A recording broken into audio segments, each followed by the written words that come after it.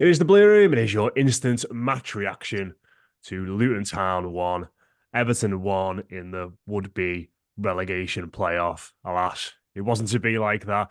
Joining me to talk about it are Dave Downey and Les Roberts. Les, thank God it wasn't the relegation playoff because everything about that game was horrible. We were horrible. They were horrible. That ground's awful. The kickoff time's crap. And I'm just glad I could sort of sit there and just not really feel too much about it, apart from the Yeah, referee at times. yeah. It just felt like how unbearable would that last 20 minutes have been if we'd needed something from that game. I mean, we were bad, but it's probably the best we've played against Luton all season because they have been two horrific results and performances at home to them. Little bit of a bogey side for us, really. So it was like the mailbag earlier on. And my hot topic on that was what's your irrational football hatred? Mine's Luton Town, because of the plastic pitch in the 80s, the Steve Foster headband. I just couldn't stand them. But predominantly because had we beaten them at their place, we'd have won the league. It's that simple. We'd got 3 points. We'd have finished on 89. Liverpool would have had 88. We'd have won the league. So it's not a great place for us to go. Never has been. So yeah, a draw. It doesn't really make any odds, does it? Which is nice. It's a nice position that we're in, that we can just sit back now and go, yeah, that was rubbish, but we move on to the next one, really. Dave, how do you feel after that? Was it nice watching a game and not really having to worry too much, or were you fully invested once it kicked off? I was, you know what, after the first 5 minutes, I was thinking, when's the last time we could actually watch a game without any sort of relief? Um, and that was it wasn't the last day of last season, was it? You're looking back to 2022. I think it's taken us that long to comfort and the one goes far saying joy. Um, that being said, I think looking at a game like that, it felt like it still needed to be something from us, something that had some sort of positive effect. And that's with already looking at an eye on what goes on in the summer, which predominantly I think is going to be very, very little in regards to transfers. So I think a game like that still needs to show something in terms of players that we need to rely upon, because that's what's going to happen.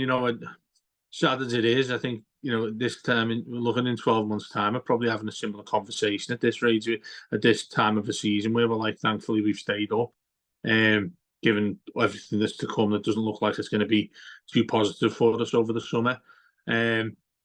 Team selection was a bit interesting for me, because I thought he could have gone with like a Shemiti, and he could have put Dobbin on there, and could have just gone with something a little bit more enthusiastic in terms of other lads that are in and around there. Like you guys have said there, it's nice to go into a game where it doesn't really matter for us anymore.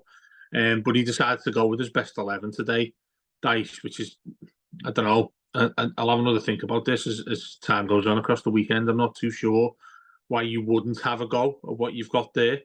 I know we eventually put Shemiti on in the second half. I actually thought he was really good in terms of what he did. But yeah, in regards to performance, I actually didn't think that Luton caused as much problems at all in the first half. There was nothing really to pick for that to do. And then going up the other end, I thought a tiny better side than us would have bagged 3 or 4 against them, because they are generally crap. We know our story this season and all that stuff. But for us to get a draw from that is pretty much a reflection on how poor they are as well, because they should have beaten us, really. Or half decent side would beat us there.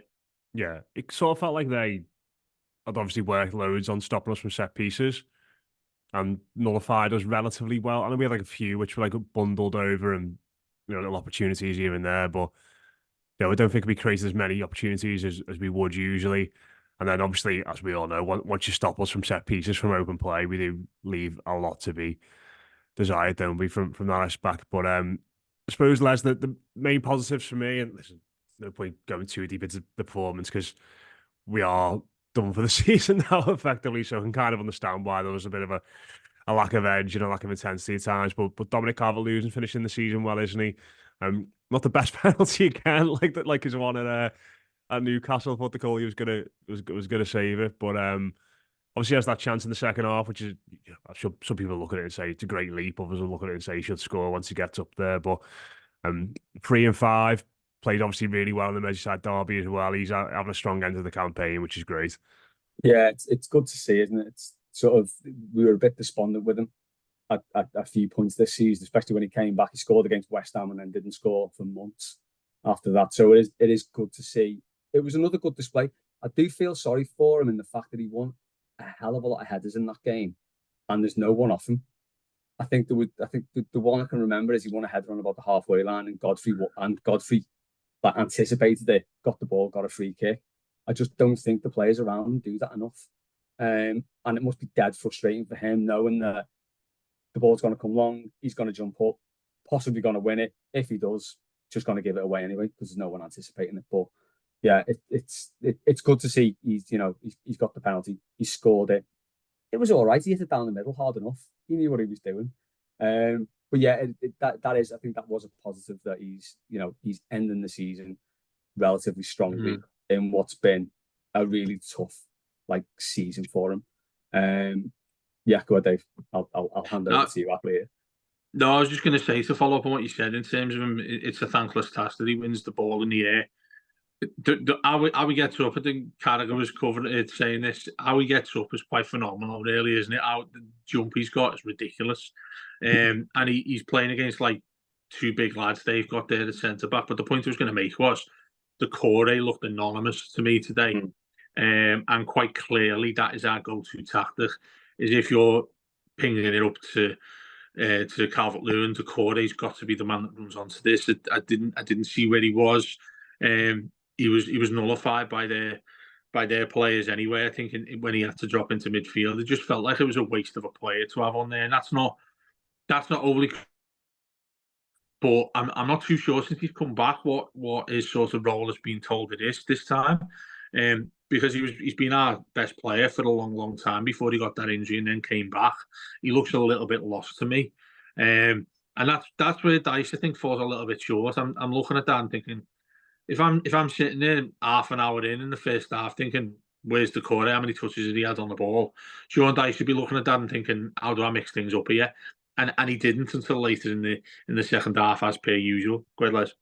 No, there's been a lot of people saying, myself included, that it's probably time to try Dwight McNeil in that position, because you can see, although Dwight McNeil is a really good player at getting to the byline and hitting a great cross in, you can see the way he plays. He doesn't want to do that role. He will drift inside now and leave that left flank empty. Basically, when he gets the ball, he cuts inside all the time. And I think he'd be a much better option in that position because, as you say, the Corey, he's not doing anything to help the midfield. He's not doing anything to help the attack. He's just kind of there, isn't he? And it is like a wasted position the way he's playing at the minute. So I think that's an easy sort of switch to make, and I think it would make a big difference to the attack. But yeah, I think it is on all the attacking players to get round Calvert-Lewin to meet these flick-ons, because And another thing as well is he's saying he's got that leap, Calvert-Lewin, which he has. That makes it all the more frustrating that we're not playing wingers to get to the byline and cross it in. So he can do what he did against Liverpool and meet a cross like that coming in. So there's a lot of deficiencies there. They've been there all season, and this is nothing new tonight. But it's stuff that needs to be addressed for next season, isn't it? But does that not emphasise what I said there about just try something else? Just try. Yeah. And we've banged on about that so many times this season when we've been poor, had that horrendous run where we won 1 in 15 and the Mike Walker thing we've spoken about and all that. And I'm screaming every time I see him on the telly at Goodison, just fucking change something, try something else. Because if we're looking like we're going to get beat anyway, which has been what most of the high percentage of the season where we've lost games or certainly haven't won them, where's the thought behind, I'll just keep it tight here?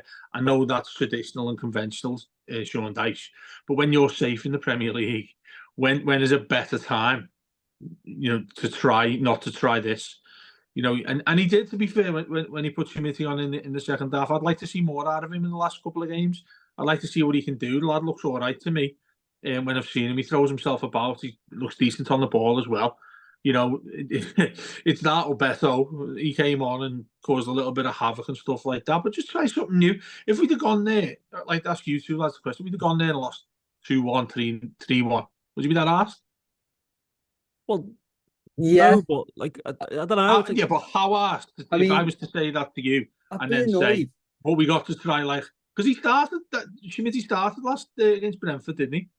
Yeah, but like So why not do that? Carry on I, giving him a go. well, I've got no issue with the team really. Like we just won 3 games in a week with and that was the team for most of it. Like we've not won loads of games this season. We've not won loads of games this year. Like why change it? They had a week off. Like But it and if means you're nothing gonna though, bring letting I him, can in Matt, see, does it? It I doesn't can mean see the anything. case. we've I just can said see the like case. go on, Sorry, Matt. sorry. Go on. No, go on, Matt. I'm just gonna say like Calvert-Lewin, we've been saying how well he's been playing. Why wouldn't you get him on the pitch in that instance? The core I could maybe understand. Like if I was going to bring any of them out tonight, he would have been the one. Fullbacks, we've got nobody else who can Hmm. play in those positions really. Coleman, obviously, he's just come back from injury. Out wide, what would be the point in playing Danjuma? He's not going to be in next season. Harrison might be in next season, so I don't mind him getting the game ahead of them. And then in midfield, you've got Anana, who's probably not going to be in next year, and Gomez, who definitely won't be in next year. So like, I don't really know what like bar him playing Chimiti and going 2 up front. Like what else could he have done with the team? There's Dobbin there, who again I've banged on Again, about a he's just lot. come back from a long term. He's been off for 6 weeks. Didn't he? I No, think he he should played have the got other some day, didn't time. he? He played for the kids the other day, Yeah, didn't but he's he? not played senior football for over 6 weeks. He was on the bench. He should be. It's probably sound like I'm 85 years old here, but if you're on the bench, surely you're good enough to play. I'd like to see now we're safe, Matt, and regardless, forget what I've said there about players and whatnot. Why not just try something else? Do something else. Show me what you can show next season when we're in this predicament. If we don't sort out finances and all that nonsense that is yet to be sorted out across the summer, hopefully in the stadium boxed off and whatnot. You get into next season and you persist with the same thing we've done all season. I don't think you're going to be in a position that we've got to now with 3 games to go. And we're like rightly so, we're sat here now and talking to each other about when's the last time you've been able to look at an Everton game and not feel as nervous about it as we have done for the last, best part of 3 years, for the best part of all our games. I'm just looking at it maybe from a wider point of view, thinking, well, what else can you show from us here, Sean? If there's a time to do that, look, and I'm not saying it's a friendly, although I'll probably sound to many listeners here that I am. But I just want to see what else he's got in his locker for us should we need to use it. And the amount of time at the start of the season that many people were saying Everton are really lucky because the 3 teams that came up are all probably the worst 3 sides that have ever came up to the Premier League. That probably came to bear fruit, didn't it? Where we are right now, and yet we've done it because of a week of being top class, a week of being really, really good. Notably, a week of being what standard Sean Dyche is like. Those 3 performances were typical Sean Dyche. They were trademark Sean Dyche. Fine. They were 3 games at Goodison. They were 3 games that at Goodison, sort of ironic because we've been crap at Goodison all season, but he finally sorted something out for us there. What I'm saying is, you're a Premier League side. You can't just bang on with the same thing you've got over and over and over again. And that's why I'm saying that these last couple of games we've got, maybe the opportunity to try something a little bit different there.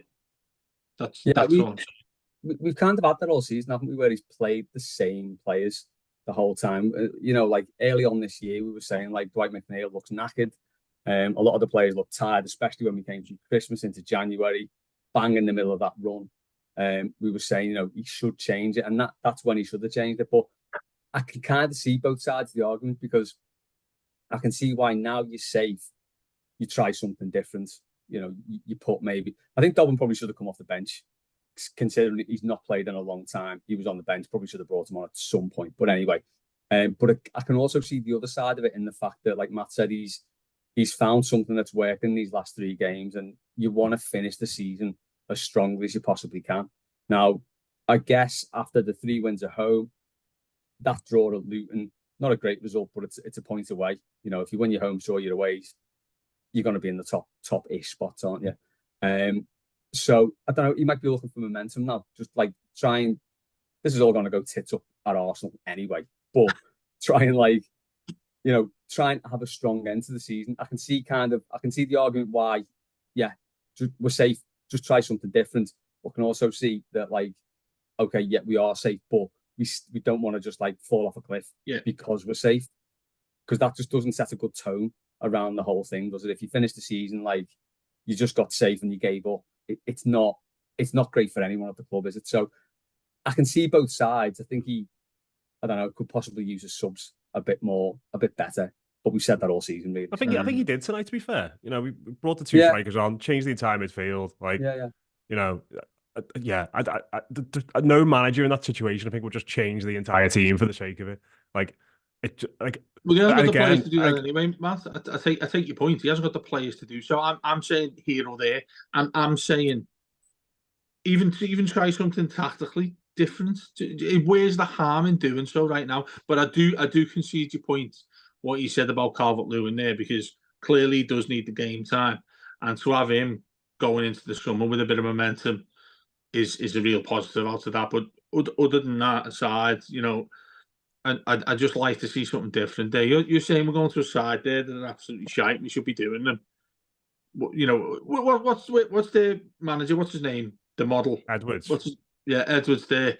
You see him in midweek. What do you think he's doing tactically? Everton going to throw in corners and just try and find the ball in the air and try and score past us. That's go through Everton, fine. But just Sean, you say, let me word it better. People looking at this game thinking, oh, we're all going down to Luton, and we mentioned it ourselves at the start of this. Well, we're safe now. And when's the last time you felt okay watching an Everton performance where it doesn't effectively matter, really? And we haven't for years. But the time that we are, we're still sticking to the rigid setup that he's done all season that has cost us a lot of points. But you still want to win, don't you? Yeah. As Matt no, said, I'm not saying he's found that thing in the last week that's where you still want to win these games. It's like Howard Kendall said it years ago when we were in relegation trouble, and he said, I hope the opposition are wearing flip-flops. That's something Everton have notoriously done over the years. They've got safe, or they've, in the 80s, won the league and then not won for the next 3 or 4 games or something like that. And it doesn't set a good tone, I don't think. No, I totally agree. I think you need. But you have 3 months of summer. But yeah, I don't know, but to end the season, to give up just because you're safe.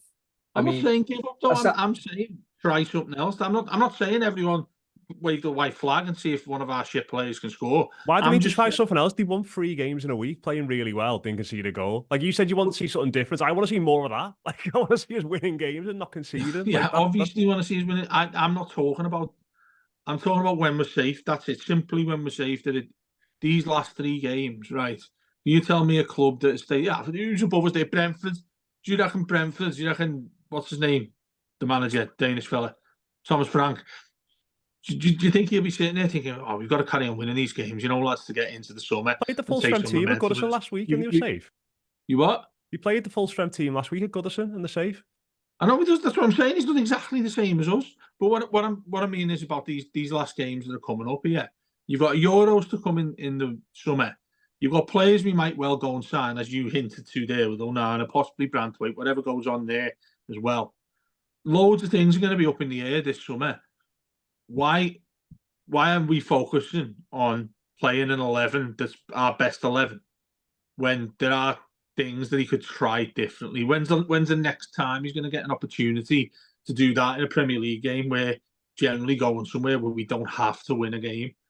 That's just my take on it. I completely get what you're both saying there. If you see what's happened in 3 games, and you see the way Everton have played, kept 3 clean sheets, and played really well at Goodison for the first time in a long time, absolutely, you're spot on. That's what you want to see more of. I'm just saying, when we've got past the line we needed to, is that the time to try something a little bit different? I'm not talking, like I said, I'm not talking about shifting everything all over the place. I'm just thinking that if he's standing there thinking, you know what, we've done this same thing every game this season. Is there a different thing I can look at now that I can possibly use when we come back in August? That's all. I don't know. He had 3 weeks in Portugal and didn't change anything, did he? So Yeah. just quickly on the Euros. Patterson anywhere to be seen yet, by the way? Is his jaw back He's on? injured, didn't He's Who's injured that? with his jaw. he? Yeah. Do you reckon Ross Barkley played himself into the Euros there tonight? Oh, Carragher was absolutely loving him on Sky, wasn't he? Jesus Christ. Desperate for that move He to is the happen. best. Yeah, he's the best player by a mile. And if it wasn't Ross Barkley, I'd happily have him back at Everton. If it wasn't Ross Barkley. No, absolutely not. I'm not No, having it. just- No. I mean, if it wasn't him with his history with us, a player like he played tonight, you'd have him at Everton. But I didn't think he was that good. I don't know. Loads of, like, Well, again, that's it. I mean, the context. Maybe I of watched a that is different how game. he just did like a lot of switching. Like he just switched it all the time and then like gave it away. It's like he just looked like the same player. And like Yeah. I speak that Steve Moore is a Luton fan, and he was sort of saying that he seems like one of those players, like unless everything's going to go through him, then he's probably not going to work for you. And we don't play the ball on the floor through midfield, which is what you need to do to get the best out of him. So I don't know. They? They probably play a bit more. Is he going to footy be than free us, in the I'd summer, say, by the but- way? What was that? Is he free in the summer? Yeah. So He is free in the summer. I still say he doesn't walk into our midfield. If it You've got wasn't some Ross sort of, Barkley, like- he'd walk into our midfield. You've got to have some sort of like the way he screwed the club over. I mean, come on, you've got to have some No, I'm kind not- of like I'm pride taking as well that away. about it. And If he was Jimmy Grimble, who plays for Luton, right? Yeah, and he was just Ross Barkley, but not him. He's got the Everton history and being a bellend and all that. The way he plays, everything he's got about it, he'd walk into Everton's midfield. probably get in, but I don't. I That's don't. a moot point. I don't think the way we that- play that's- suits him in any way, shape, or form. I don't think there's much between him and like a James Garner, really. What did you think of him tonight, Matt? Well, the manager dragging him off after 55 minutes probably said more than anything I could say, didn't it? It was the yellow card after 10 minutes that Rech Myers. Just carrying on like talking about crap things. Like it's been a theme of this podcast. The referee tonight, Jesus Christ! Like, Where did you get him from? I've never seen him before. He looked like absolutely knackered after about 5 minutes, and then I think the one on McNeil was definitely a penalty. By the way, in the first half, I think that's the most clear cut penalty of them all. 100%. Beto's one as well. Beto's was nailed on penalty as well when he gets past that lad. That could have been the Branthwaite one. Obviously, is there's another one. I think when Harrison has the shot where there's someone all over Calvert-Lewin. And then there was like a couple of times where like Calvert-Lewin was having his shirt ragged and Beto was having his shirt ragged. And he gave free kicks the other way. He was absolutely horrendous. Does that nullify the whole not Forest argument now then? Yeah. We should have had about 5 penalties tonight to their 3 at Goodison, maybe. Well, they would have wrote another letter, wouldn't they? Because they obviously would have. Maybe they will. Maybe that's what they'll do. So yeah, Everton should have had 3 points there. But do you know what? A little tiny part of me thought, wouldn't it be funny if Luton scored after the allotted 6 minutes? Imagine the absolute hissy fit Forest would have had over that. Yeah. The owner was sat there at home on his laptop with the statements ready to press enter. Just as that ball was going towards the goal. Call back Mark Clattenburg. Right, what's the protocol of playing over the allotted time? When that shot from Townsend at the end was going towards the bottom corner, he was hovering over that send button. Yeah. And Branthwaite kicked it away, and he's just living in his drafts right now until next weekend. Morpheus trying to get back in the Matrix if that happened, wouldn't he? Oh my god, yeah, it's just. But I just thought he was like so bad. He was like that dud we got for the Brighton game, the sort of East Sussex Sunday League referee we got for Brighton. He was reminiscent of him, wasn't he? Well, do you reckon he's been thrown on because it was a Nottingham game for us? It was him, wasn't it? It was the Brighton fella, I think. Oh, it was the same fella? Yeah, I'm sure it was. Yeah. That's obviously Didn't know his name. Something Robinson, I think. He's just like one of these new like regen referees, isn't he? Like they throw in on the sly. Yeah, but he was awful. Schmidt was quite good, Les, wasn't he, when he came on? Yeah, I think the last 2 games he's been, he's shown that he's got the thing that sort of shocked me was to see someone like with a bit of pace, like going forward and like legging it for the ball and having a foot race with like one of the defenders. That was nice to see because we don't see it very often. But yeah, do you know what?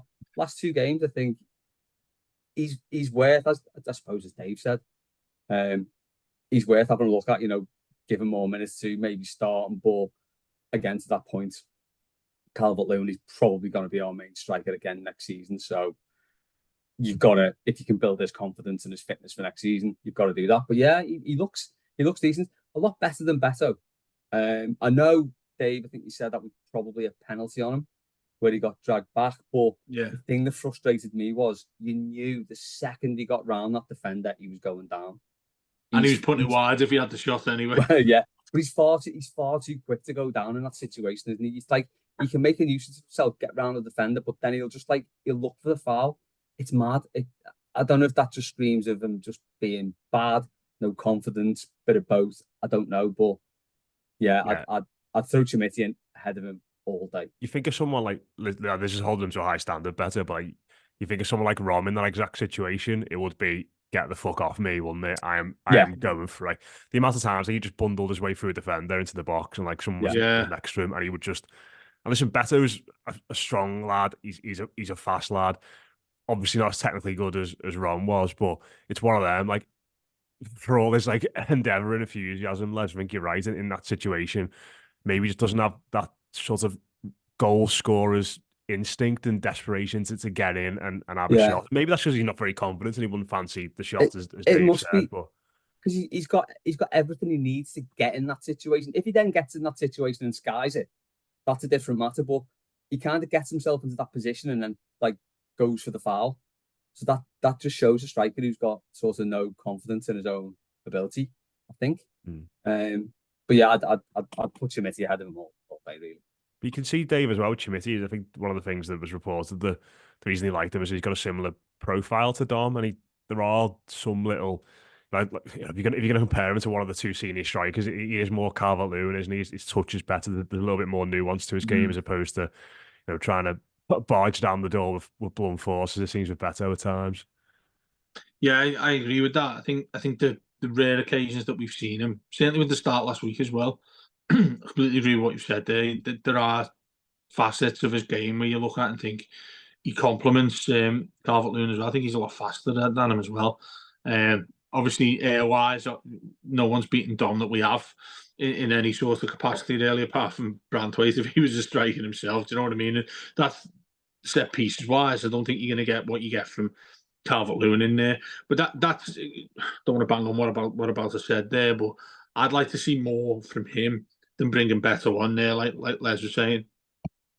You've got a lad there that was brought in. A few quid we spent on him, is about it? 13 million, wasn't it? Yeah. I mean, the way we are at the moment, mate, 13 quid's a lot of money for us. Do you know what I mean? So you can get someone in like that. Where are we seeing him?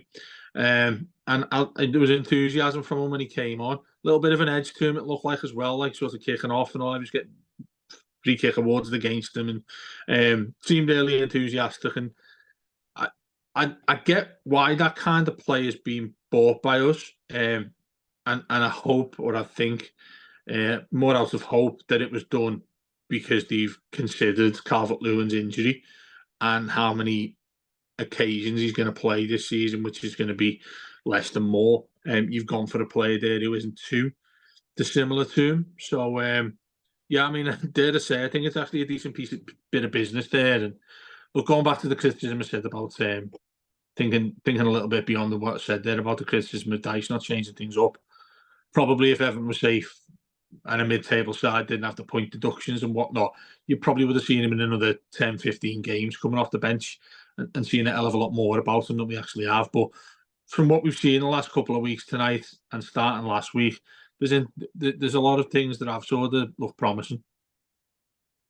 Yeah, I think I have to think of him as well. Like, I don't think playing up front for us is easy at the moment. Like, you see the way Calvert-Lewin gets battered and has to chase everything as well. So I can kind of understand why obviously he had to play him last week because we had no other options, but I can kind of get why he's just holding him back and drip feeding him minutes in the Premier League because he is still young. It is robust. It is unforgiving task having to just chase the ball over and over again. And maybe he'd probably benefit more from 30 minutes against tight defenders off the bench than an hour starting games against yard defenders like they've got. So I can do you not think we've got Sheffield United next game? You throw him on, you start him. The one change I would be tempted to make, I don't know who's going to be back since fitness, but I'll be tempted to take the core out and play Chimity and Dom together because good shout. The core is just, I don't know what's going on there. It felt like when he came back, like he was going to fix everything, but he's just looked like his legs are on the wrong way, hasn't he? Since he's come back into the team, I don't Good know way of quite, putting it, mate. Yeah. don't know quite what's going on there, but that's probably a chat for later in the week, really. But just wanted to finish off with something I was laughing me out off. I don't know about you lads, but did Ashley Young kid absolutely anybody by pretending to take that penalty? Oh, mate, yeah, I was loving it. I was absolutely shitting myself. Absolutely, yeah. Did you both think he was going to take it? I did not Yeah, think for a second absolutely. he was going to take it. I think it was hoping more than anything. Oh my god! It was so, Mate, I just thought it was so obvious that he was just doing that, protecting the ball. Even Calvert-Lewin was like sort of edging forward behind him on the camera. Where I found it funny was he's doing that. He's bouncing like it's a basketball for a few seconds, and then when he looks straight ahead, he's got like this little snide look on his face, and then I all of a sudden realised, thinking, "You're looking at our fans there, you know, mate. You're not looking at the Luton fans who you want to take the piss out of there." Part of me would have liked him to take it, but. Yeah, it would have been absolute chaos if he did and missed it. But out of that side as well, he was fouled when they scored. By the way, Do you think so? I don't think he was. You know, you don't think he was? I don't think it was either. I mean, the thing is, he's weak as piss anyway. So even if he wasn't fouled, then he still certainly wouldn't. It's a weird one, that, 'cause, like, I don't really.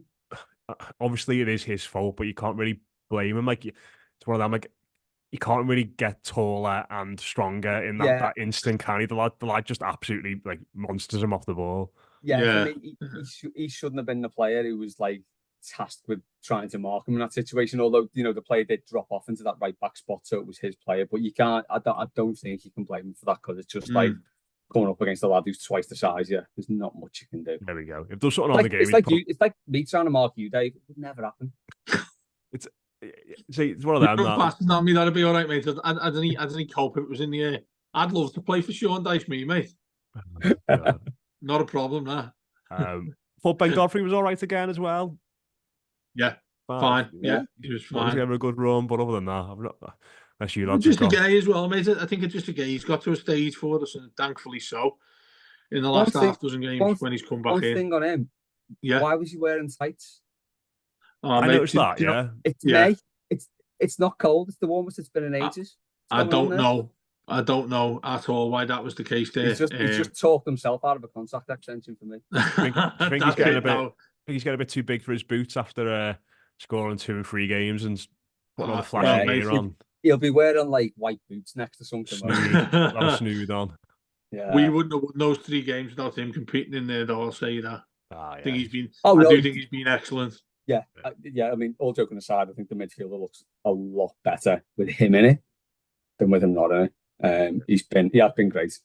Yeah. His positional side play, I think, has been brilliant. I think he's been in the correct place when someone's waiting to square the ball off or check back or anything like that. I think he's been different than when we got him back for the second time. So when he came back from PSG, I was thinking he's just come in for some money. He's not going to play a game here, even though we were all delighted he came back. Obviously, the first time he came in.